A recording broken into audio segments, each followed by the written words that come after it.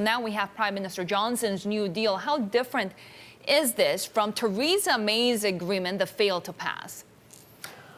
Well, first, thank you for having me. I think it's important to acknowledge from the outset the significance of this deal. This is obviously an important development for the UK and the EU, but just as important in many ways to markets in the US and across Asia, frankly. Of course, now the deal needs to be approved, needs to be ratified, and at this point in the House of Commons, that's looking somewhat dicey, frankly.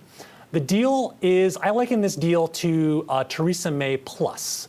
There are a lot of similar elements to what had already been agreed in previous negotiations, with, in this case, some creative developments in particular for Northern Ireland, and in many ways limiting the effect of borders, if you will.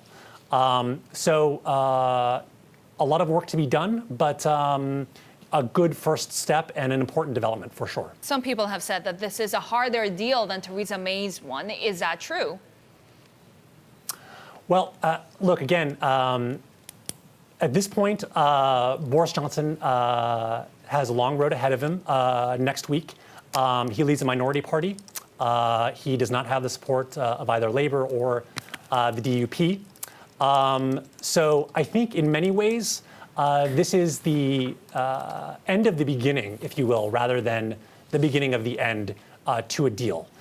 Theresa May had no less than 3 agreements on the table. None of them were obviously agreed to. So you know, he has a long way to go in that regard. But just the fact that we've gotten to this point in many ways is impressive in and of itself. So credit goes to where it's due.